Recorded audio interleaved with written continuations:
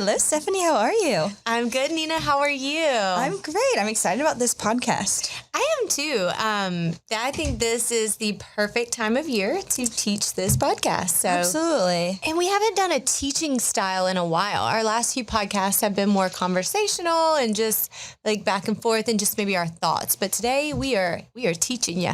Yeah, absolutely. And little spoiler alert, we do have a little freebie at the end that you'll be able to download. We'll talk more about that later. But so if it seems like we're just throwing a bunch of information at you, we are. But we also gave you a little freebie, little workbook thing to help you out with it. So we're not just throwing you to the wolves here. There is a life vest in there. So yes, for sure. So today we are going to teach you how to create a marketing strategy. We're headed into the new year, and what better time to start? I am a New Year's resolution person. I know are you? I am, yeah. But also, I know we've talked about this actually earlier this week. I'm the type that I'm like, if once I decide to do it, I might as well just start. So like, I'll start mine like slowly into December as I get the idea, or it'll be like January 5th and I'll be like, oh man. And then I'm like, well, let me get it together real quick. Yeah, so I'm definitely a New Year's resolution person. She likes to wait till January 1st. Like she's making her list and starting it on the 1st. Yeah, I'm eating Oreos every day until then, and then I'll get healthy. Yeah, we actually had a mini celebration because she had said how she gets really excited when January 1st falls on a Monday because then you could start your week and start your year. And guess what 2024 is? Monday, baby. Yeah, I mean, it's on a Monday, not next Monday. Yeah, so we're going to have a really good year. She's really excited. We're starting this out on a bang. So that is what we were like, you know what? A lot of people are going to have goals for their business. Mm-hmm. And I know most of our podcasts are for real estate agents or brokers. But today, this podcast, we made it with the intention of solopreneurs, small business owners, and real estate agents and brokers. So any type of small business you own, I think this will be very helpful. Yeah. And with that, saying that we're kind of focusing on the solopreneur, the small businesses. So we are giving you this advice and this information through the lens of knowing that we're probably talking to someone who is very busy and has a lot on their plate and doesn't have a whole marketing team to do everything exactly as it would be ideal. So we're giving you some tips knowing that like you've probably got a lot on your plate. So we're trying to break it down and make it as easy as possible and give you some options if not everything is going to work out exactly. Correct. And so if you don't know, I used to own a brick and mortar business and I had 12 employees on average. So definitely a small business. And I talk about this a lot in our classes, the power of what marketing did to transform that business and increase sales and revenue. And so when we wrote out this podcast on every step, I really tried to envision myself in that role, not the role of a marketing owner, because of course we do all the things because we're a marketing agency, we should. But I wrote this through the lens and Nina contributed through that lens of small business ownership. So I hope you find this helpful. And I guess let's dive right in. If you are able, a pen and paper would be awesome. We'll kind of give you some tangible steps. But if not, if you're in your car, we are going to provide a downloadable guide for you as well. Yeah. All right. So let's start with the first thing. The first thing I would tell you to do is to start with some self-reflection. And I know that might sound like cliche or like woo-woo or whatever, but no, what are you really good at? I mean, are you a chatty Cathy? Are you very social? Are you good at writing, photography, creative? Do some self-evaluation before you get started, because I know we'll have clients come to us and they're like, oh, and I listened to your podcast and less than 10% of agents are on YouTube. I want to be on YouTube this year. And girl, whenever they go to flip on that camera, they freeze. Like they're not going to get in front of the camera. It's not a skill they want to learn. It's not something they're great at. Maybe articulating their feelings, they're not tremendous at, but they're an excellent writer. Right. You know? Yeah. So go ahead. So just like think of like skills that you have. Like, do you want to just go on video and talk and like be on the camera, or are you better if you can like sit down and write out like an email newsletter? So it's maybe you'd be better off putting your energy into a YouTube channel if you're more comfortable getting on camera. But if you're more comfortable writing out like long emails, then maybe you should put your energy and your budget into email marketing instead. So it's just kind of taking that self-reflection on like, what am I good at and what will I devote my time to that won't make me miserable? Because yeah, I could get on YouTube and I could record a video, but I'm going to panic and I'm going to do my makeup 5 times and it's going to take me 4 hours. But I could write an email marketing And I'm the email. opposite. I'm like, put me on a video. It takes 2 minutes to shoot a video to say what I have to say, but I know that about myself. So to sit down and say, I'm going to head up our Pinterest, which takes a lot of time on creativity that I'm really not going to devote. I would. So anyway, I guess what we're trying to say. Team. We just balance each other out. So just think about your strengths and what you actually are good at, not what you want to become good at, because you're a small business owner. You have too many other things. You're trying to pay taxes, manage employees, make sure this person shows up. So we're not trying to add a new life skill in today. What we're trying to do is take what you have and make it the best it can be. So I want you to think like, what are you a bad mama jamma at? Okay, the next thing we're going to tell you to do is we're going to set clear goals. Again, you're probably thinking, okay, wow, riveting information you're giving here today. But no, hear us out. We have a reason we want you to set some clear goals. So one of the things we want you to do is decide what you want to do with your marketing. For us, I'll be very transparent. We want to be the authoritative marketing company for North Florida. So we want to be seen as that. We had Charnel on earlier this year on our podcast, and I feel like she is one of the best small business owners I've ever seen that has created a strong visual appeal to her business. She, instead of maybe spending money on certain social media avenues, she spent a ton of money in her early days of her business of creating a beautiful logo and then making sure that logo was plastered every single place she could in her small town. And so now she is one of the most visually recognizable companies in her area. Right. I would agree to that too. And because I don't live in her town, I don't live close to her town, but I can be, passing through and I'll see it just briefly, like blurred out on the highway. And I still know that that's a Charnel Whittemore sign. I already, I can recognize it just from the branding because the general gist of it all looks cohesive. And I'm sure now she would say her goals have progressed, but from early on, that was her thing. She wanted to be very easily recognized in her community. So what are your goals? Are you like, I want to be visually recognizable. When they see my logo, they know it's me. Or do you want to be an influencer within your industry? That's a great place to be. Everyone has some form of influence. So if you're like, that's the route I want to take, or do you want to be the authoritative figure like us?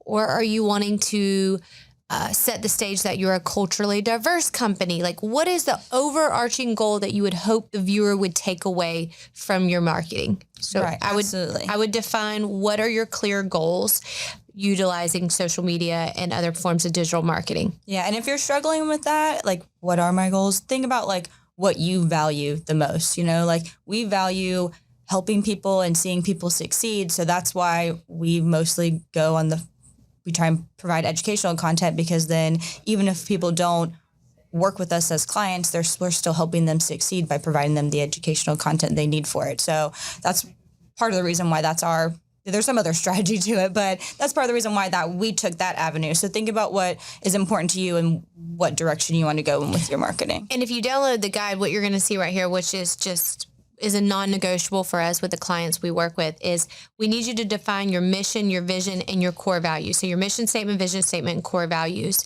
when you are setting those goals. And you're probably thinking, well, I'm just a solopreneur. I'm not writing out a vision statement for just me to look at, or a mission statement. There are 3 reasons really I would have those statements defined. And like I said, they're non-negotiable for the clients we work with. Is one, it helps you avoid shiny object syndrome. In our part of our mission statement, I've stated several times, we teach in-person classes that help real estate agents and brokers grow and scale their business.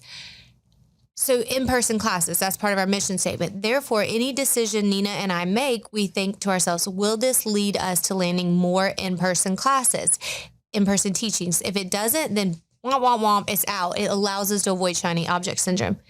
The next reason a mission statement, a vision statement, core values is so helpful is when you go to hire, people who work in your organization know exactly what to expect, because the goal here is to do so much great marketing that your company doubles and triples in revenue and sales. And then therefore you can make these hires. And then when they walk in to help you, they know what to expect. Right, absolutely. And I just think it allows you to be anchored. And it's not to say, like, I feel like our mission statement will probably be changing shortly because we're growing and we're expanding.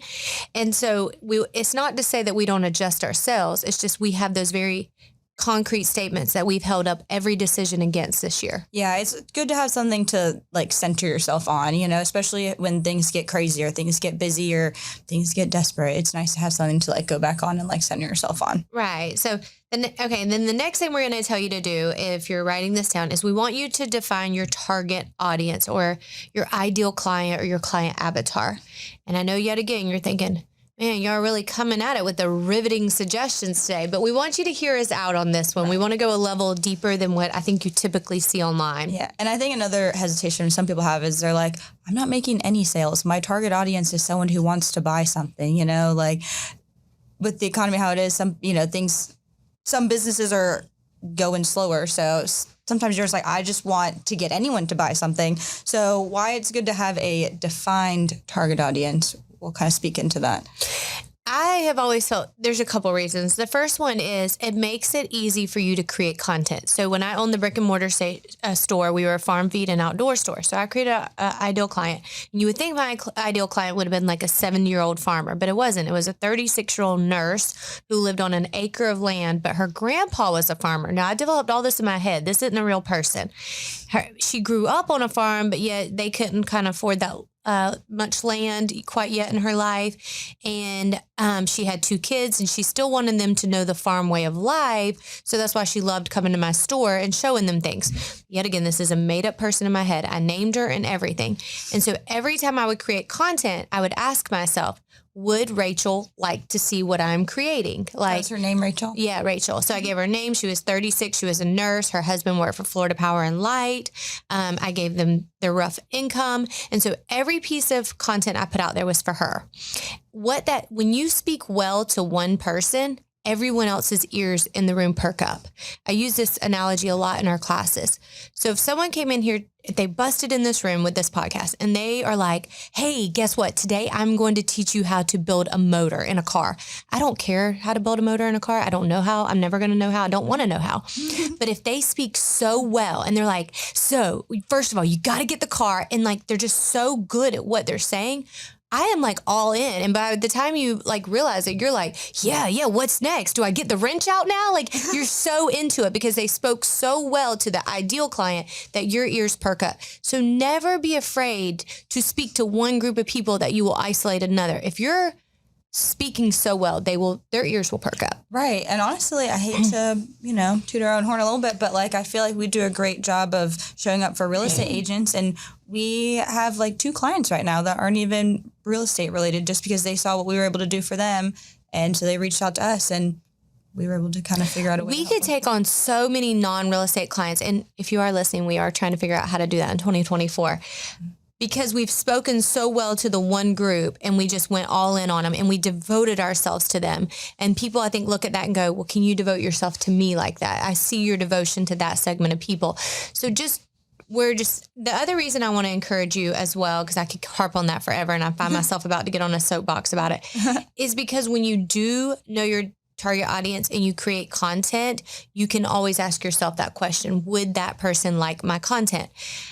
Nina and I were looking at a business earlier, and they create a lot of content, and they're decent at it. I'm trying to tread lightly here. They're decent at the content creation, but it's very clear that the content is created for their own heart and their own self and their own just checklist. Like, oh, created content, posted today. You can tell that they are creating content with no one in mind but themselves and to check off a box. Yeah, and I think too, I almost think that they almost are like posting their content with that mentality of like, this is like a personal Instagram account, but there's a mentality shift when you're running a business account now. Like, there's a different type that you're posting. Like, on your personal account, everyone does care, about the mundane aspects of your weekend and your kids' new stuff at school. And not that you can't post that on your business account, but you want the trend to be not personal. Like, there needs to be something that you're giving them, whether it's entertainment or education or whatever it may be. If you're just kind of posting because like your grandparents want to see your kids, like that's not the same. You got to switch your mindset when you're posting on a business account. Correct. So, and I just think it allows you to say like, am I posting for my ideal client or am I posting because I know I need to post every day and I'm just checking a box off? And if you can answer yes to the first one, then you are on your way to growing a successful social media campaign.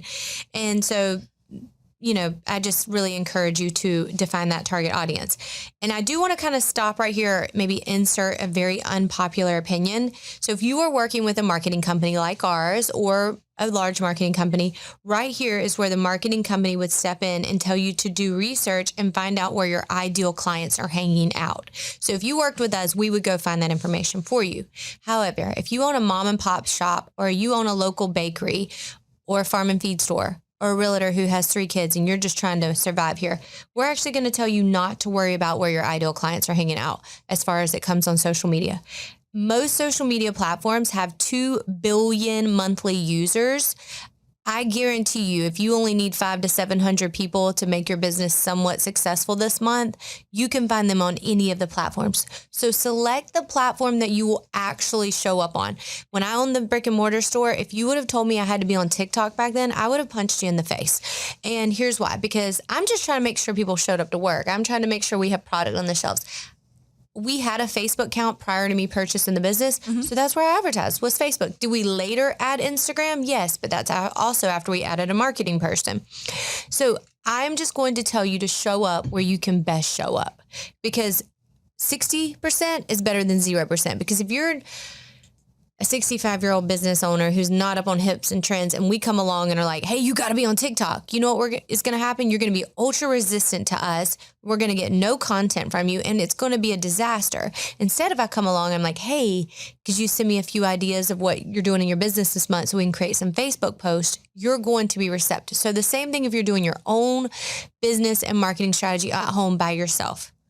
Select the platform where you will show up. Yes, the trends are saying go to TikTok. Yes, the trends are saying this works and that works. We're not worried about this today. You're a small business owner. You're going to run this very differently than what the big marketing companies tell you.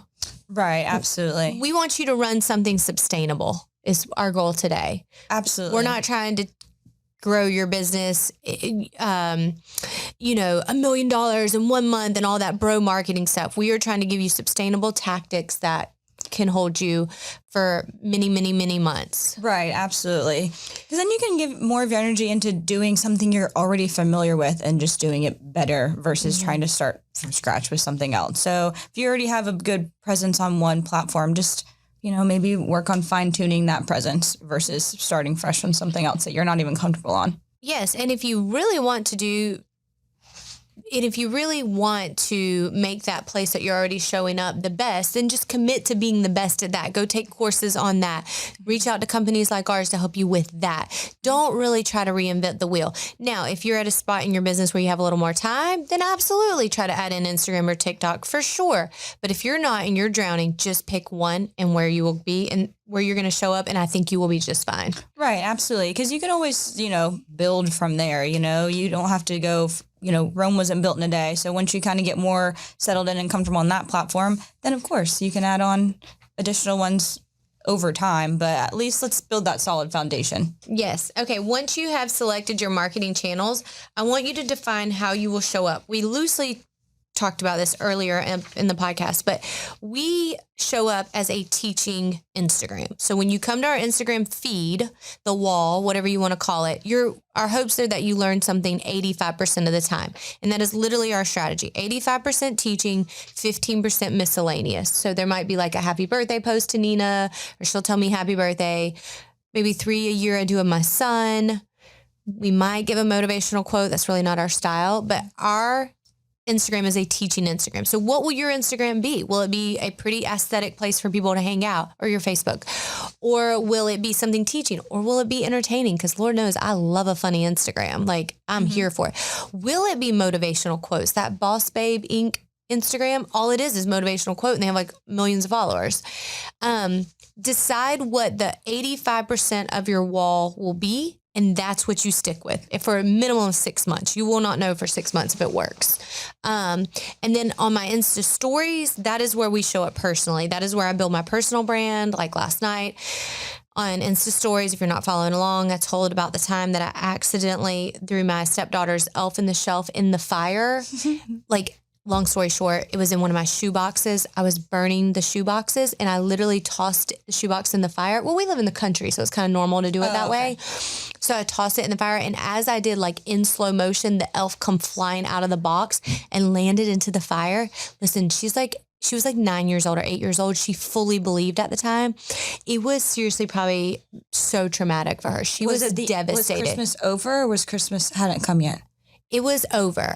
So that makes it worse. I think it makes it worse because I literally could have just had like a funeral for the elf and we could have did some things, you know, we could have like been like, well, Jesus, you know, was born. So it's okay, you know, but because it was just like middle of the year and it come flying out, we're not expecting it.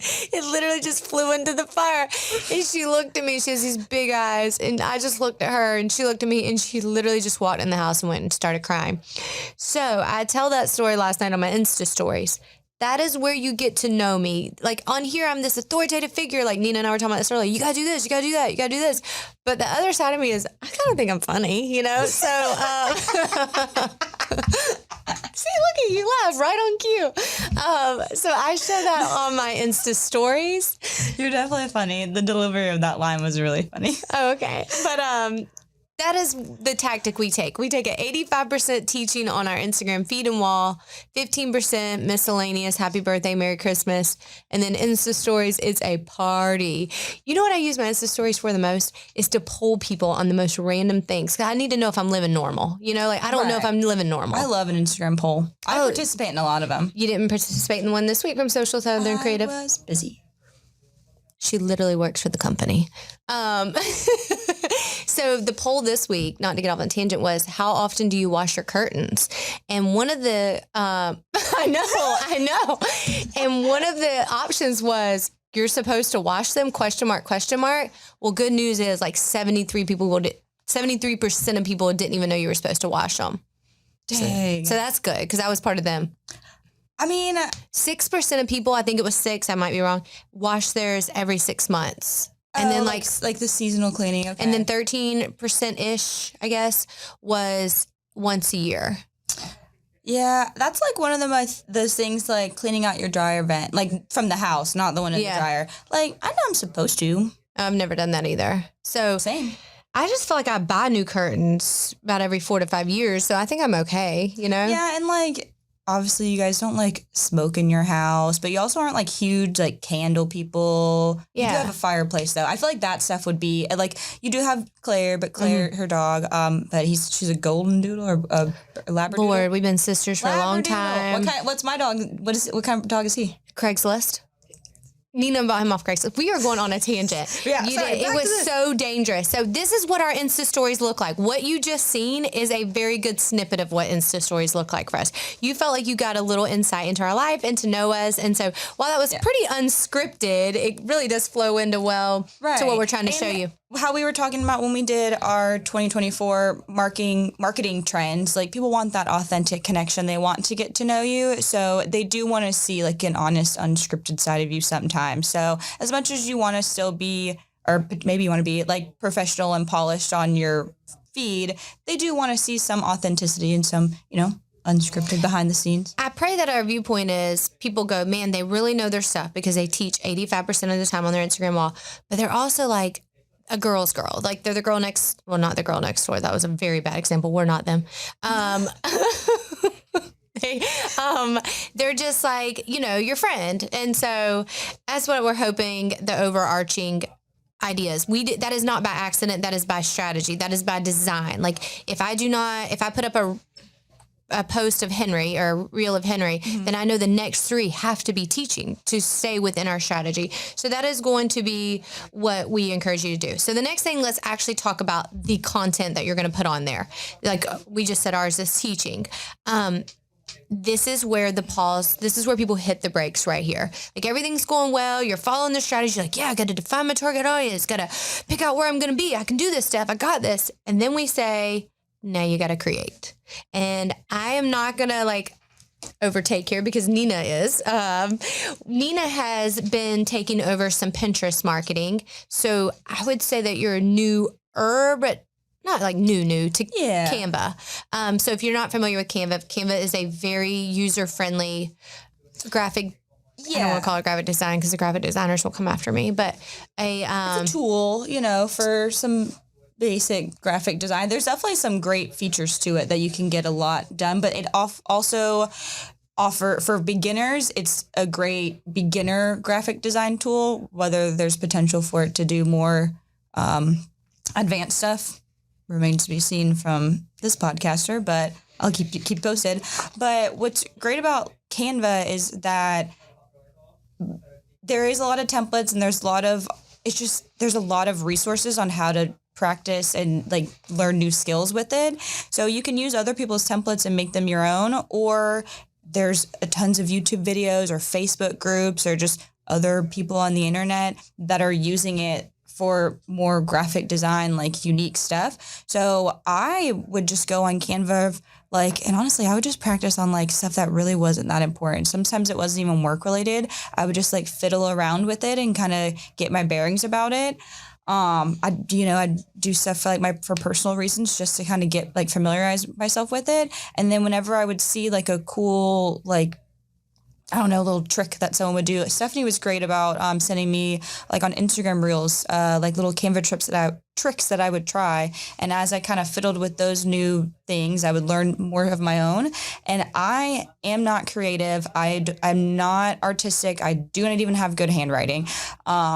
And I feel like I can make some decent content now. It's kind of like a muscle you have to work. So once you get used to the website, then you kind of get used to like that creative energy. And I still wouldn't say that I'm a creative person, but I can see stuff. And I also get a lot of ideas from Pinterest too, or like different ideas. Like you just kind of Google like.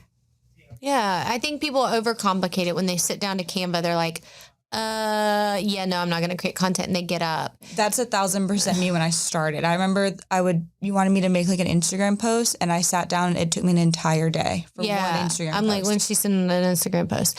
Remember, something out there in the world that's a little imperfect is better than nothing out in the world. Absolutely. And if you look back at our old designs first now, not saying that we are killing it in the design department, but we've definitely just put out messiness, misspelled, or, just grammatical errors or just things that were like, just aesthetically not awesome. Yeah. And then we would put it out there, and you know what?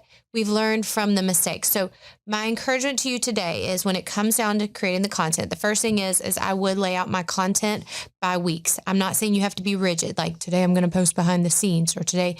The way we do ours is we actually do our weeks by themes. So this week I'm going to teach on this. Next week I'm going to teach on that.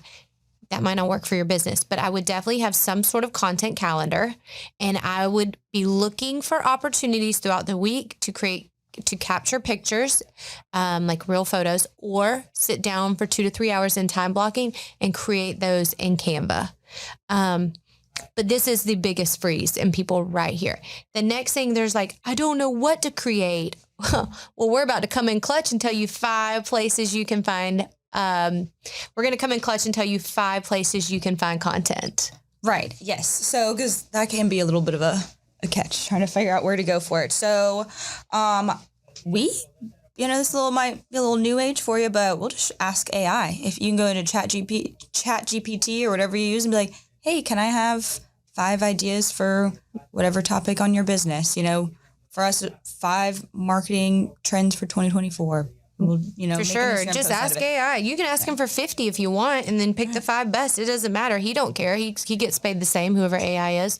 So he's not judging if you ask for 100. Or even, and we've used this tip before too, but even if you like type something into Google, then Google will give you suggested search options in addition to those, so you can look at those. Yeah, that's the second way is like if you put in the best way to finance a house with 6% down or 3% down or whatever the current trends are for money down, then Google is going to spit out 3 more questions very similar to that. If you hit the drop down arrow to read just one of those questions, it'll give you 3 more suggestions. If you hit the drop down arrow again, it gives you 3 more, and so on and so on and so on. You can get 100 different questions from Google based on the one question you ask it. Mm-hmm. So that is an excellent way The third way is probably our most common way, the Facebook groups. Yeah, we love the Facebook groups. We'll just go in, even if we don't ask the question ourselves and like have it be a new post, we'll just search through. And Well, let me back up. Sorry. It's Facebook groups that our ideal clients live in. So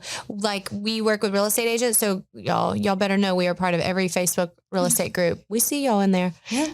We see y'all wilding out. Right. So like since we specialize in real estate agents, we will go onto real estate Facebook groups and we'll see not just like what's been posted recently, but what's posted frequently, what people are asking. Like, What are you struggling a with? lot. Yeah. And so when or just like from being on it, we'll see like, man, people keep asking about this or talking about this topic. And there's been plenty of times that we've done a podcast topic just because we've seen it posted in the Facebook groups a lot. Oh, yeah. The Facebook group is a gold mine. The other one is a little unconventional. And you're like, and this came by accident. So I'm not going to act like we're geniuses here. But I was searching for some marketing books to read. And when I was searching for them, of course, I read the reviews like everyone else on Amazon. And in the Amazon comments, it would say, I was struggling with X and this book helped me solve it. Over and over, the people in the comments or the reviews would write with what they were struggling with and then how the book solved it. And so I know that book already solved it. So you're like, why do you need us? But you do, because not everyone's reading that book. So I would take what those people were struggling with, that what they said in the reviews, and then I would make content based on that.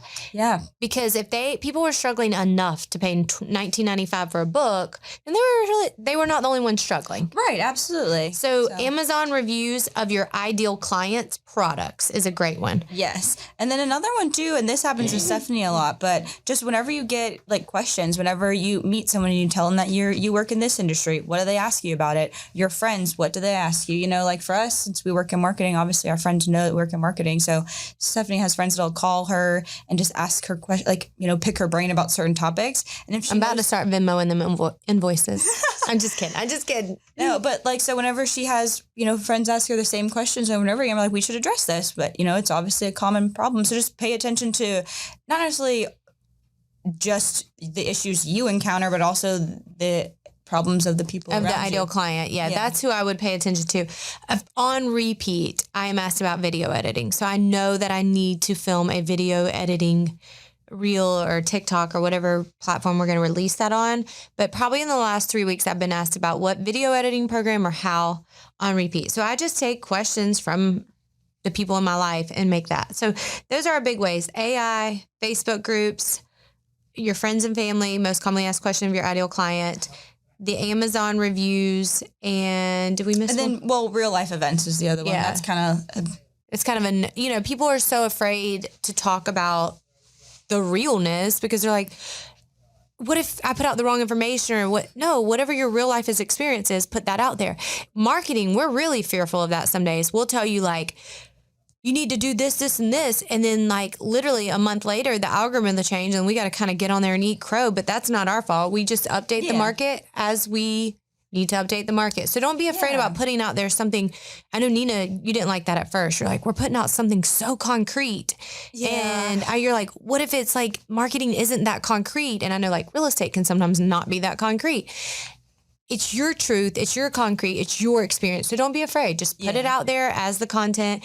And when the market shifts, you can regroup and put it out there the new way. Yeah. And another thing that Stephanie had mentioned too, I don't know how often we do this, but also to like, if you're in the moment, let's say you've had an issue with a client or just some other event and you want to vent about it or you want to talk about it, but you're like, oh, well, if I post this, then like whoever it involves is going to know I'm posting it about them.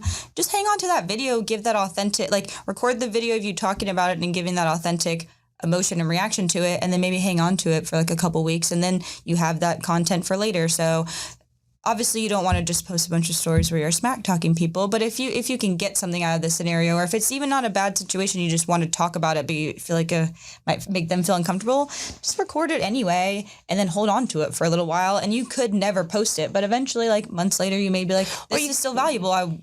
This works. Yeah. Or you could post it in written form. So sometimes I will video something and go, you know what? I think I could tug on their heartstring with some good written copy. And then sometimes I will write something. I'm like, no, they need to see the emotion or hear the emotion in my voice. So we look for content in all kinds of ways. And I guess my biggest advice is you will have flops, put it out there into the world. But the biggest thing the number one thing I see people do wrong in small businesses is that their content is beneficial only to the business owner. Make sure whatever you put out there is beneficial to the consumer, whether it be entertainment or education, like Nina mentioned earlier. We are inundated with social media posts. So you've got to do one of those two things. And there's a small percentage of people out there in the world that can have aesthetically pleasing content, and that works, but that's a very small percentage. Yeah. So that is our advice. Okay. The next thing is, how often should you be posting? Okay. So we are asked this a lot. Everything you want is on the other side of consistency. So your efforts will match what you get in return from your followers or the people you are hoping to follow. If you think about people who are typically killing it in their business, they are posting more than the average Joe. That's just how it goes right now. That is the algorithm. Posting a lot is working. And then also, Nina, we were talking about the psychology of posting regularly. Right. Yeah. So when you are posting regularly on your social media platform, it just shows that you're committing to something, and it gives, when you're showing consistently for your business, it will give other people the notion that you can commit to something, So even if it's just committing to posting on Instagram 5 times a week, every week for a year, that commitment is subconsciously going to be revealed to the other people that are witnessing it. So they'll see like, oh, well, she's really committed to that. So she'll be committed in her business. So they're like, yeah, she posts every single week without fail, whether that's 3 times a week, like Nina said, or 5 times a week. What they're looking for is you to be consistent, because if you're consistent on posting on social media, then you're going to be consistent, and being good for them is how they view it. Whether that's the truth or not, that's not our business. We're just telling you the psychology. And honestly, even if even if people like, oh, well, just because they post on Instagram doesn't mean that they're a good businesswoman, but subconsciously, the viewer. So, people can say that. People can have say the logical thing, but subconsciously the brain is going to acknowledge that person did consistently show up for something. They can commit to something. Right. So it makes them already have trust with you. Right. There are people that I used to not necessarily enjoy following, but it felt like I couldn't unfollow them because they were so consistent and they were showing up that I just needed to show up for them as a viewer. And I'm like, what is this? So the psychology is there. Like the email that you get every Monday morning, but you're not... This lady's been emailing me every single morning for 4 years at this point, and I keep letting her email me. I can't unsubscribe because she's been so devoted. It's not even an email of interest to me, but she's devoted, so now I'm just devoted in being she's alone. Committed, you're committed. I'm in, she's in. So the psychology there has gotten to me, and she has won. And then, we kind of mentioned this earlier. Be consistent. You can show yourself, you can show your personality like we do in stories, but definitely keep the consistency, keep the main thing, and try not to deviate from that. That will really help you. And that's where the mission, vision, and core values come into play. The next thing we're going to talk about is something that most big marketing companies would disagree with me on. And I'm going to try to tread lightly on this because I don't want you to hear it one way, but one of the things as a small business owner is you're always told to implement and track performance, check your metrics. Mm-hmm. And while I agree with that, you have bigger problems. Like I said earlier, you're paying taxes, you're making sure employees are there. Do you have product? What's your pricing like? You really don't have time to go see who viewed your Instagram. And then if you do you really want to be stressed out about it all afternoon that you spent an hour on a piece of content that performed poorly? Mm-hmm. So our advice, if you're a small business owner and you're not hiring a marketing company, is to post the content, stay to the strategy, and the metrics will eventually take care of themselves. Right. And we're not saying never look at them. You can do maybe a monthly check-in, or just depending on what it is, but still look at them occasionally, but don't obsess over them. Don't let that be the last thing that you think about before you fall asleep. And the first thing that you think about when you wake up in the morning is, I got to check my numbers. Let the numbers play out for a little bit. Definitely monitor them occasionally, but don't let that be your end all be all. Correct. It is not any indication of how strong your business is. Mm-hmm. So we're a marketing company. So obviously we look at our metrics. We're different in the sense that's what we're supposed to do. But I will tell you, the only metric really of concern of mine is the new follower metric, in the sense of new or people who don't actually follow me seeing my stuff. So if I post a reel, it'll show me how many of my followers. So let's say 600 followers see my reel. It'll say non-follower, mm-hmm. 200 people. I'm actually more concerned about the 200 people because the other people, they're already committed. We're already on the journey together. They're already up in my Insta stories with me. They're having a good time. We're besties for the Resty. Those non-followers, they are not there yet. So that is the metric that I watch the closest. And what do I watch? I see what resonates with them. So if I post 7 reels and 2 of them do really, really well with non-followers, I do look at that and say, okay, what were those types of reels? And I try to go in and look at why they appealed to non-followers. And I see if I can pinpoint that. That is really my only metric that I'm like a little like, oh gosh, we got to look at that. I was actually just talking to the gentleman that produces our podcast. We don't follow our podcast metrics hardly ever anymore. Nina's smiling because in the beginning I would text her every single day how many people downloaded. But that was more so because we really, really wanted to be able to call ourselves worldwide, Mrs. Worldwides.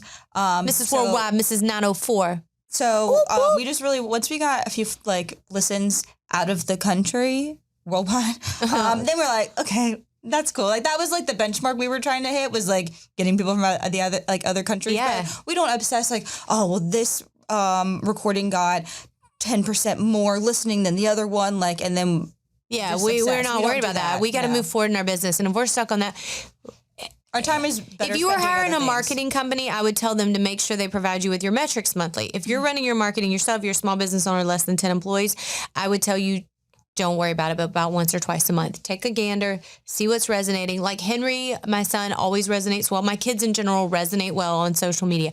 I know this. I don't need to keep looking and looking, but I'm not going to show them all the time. That's not my overarching strategy. Yeah.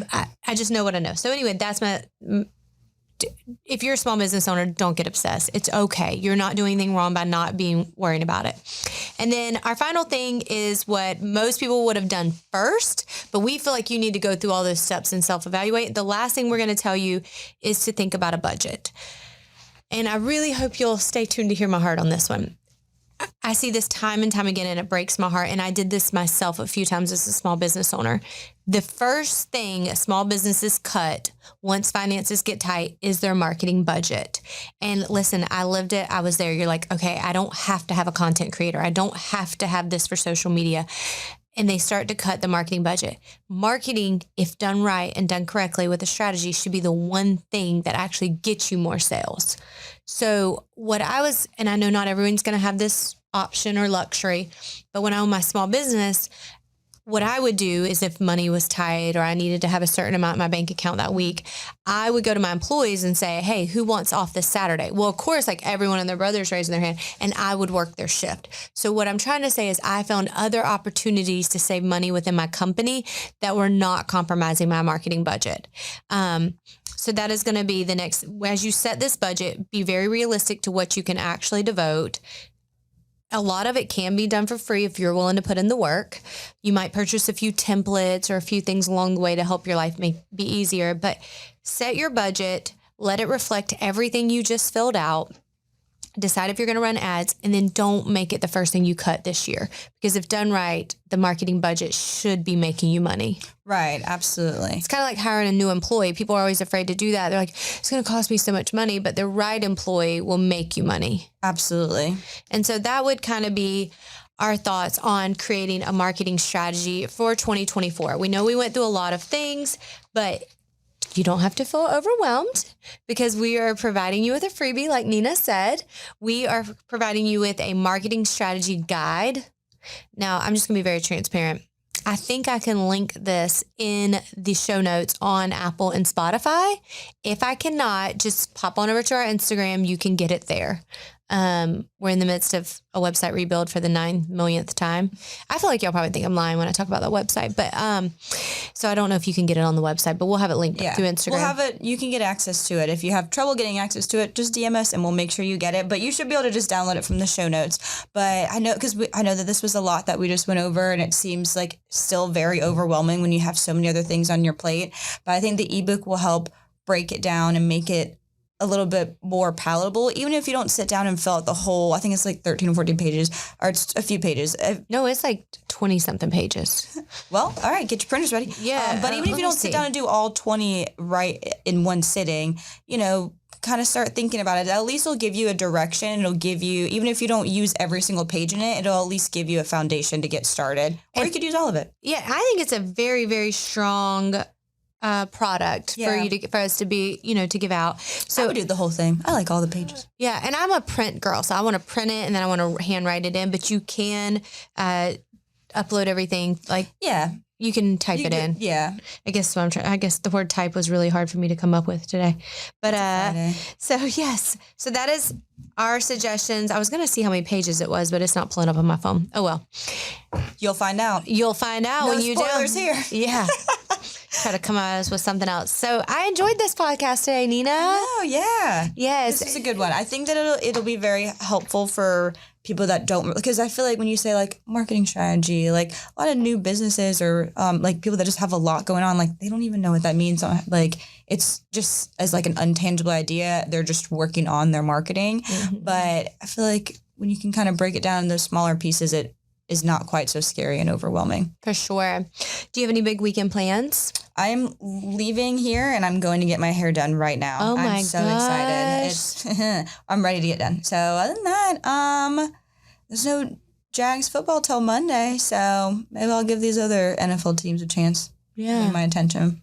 Other than that, just kind of hanging out. What about you? I have a busy weekend. Tonight is one of my stepdaughter's cheer competitions, and then we're going to leave straight from there and go to a birthday party. Tomorrow, my son has flag football. My stepdaughter has a barrel race, and then I'm trying to debate if I'm going to the Baker County Parade tomorrow night. If I don't, then I'm going to go to dinner with one of my girlfriends. And then Sunday, we have to go over to Floor and Decor. My mom's building a house. I don't know if we've talked about that on here any. And go pick up the flooring. That's over at Town Center? Yeah. So she's getting to the point where like flooring cabinets are going in. Like we're getting like close, you know? So gonna go get that. We're gonna go to church and then go pick up the flooring for her house. And then back at work on Monday. Whoop, whoop. All right. Yes. Cool. Yes. So, all right, everyone. Hope you enjoyed. If you have trouble getting the downloadable, because we actually don't know how this is going to work, just slide into our DMs like Nina said. All right. Thank y'all for listening.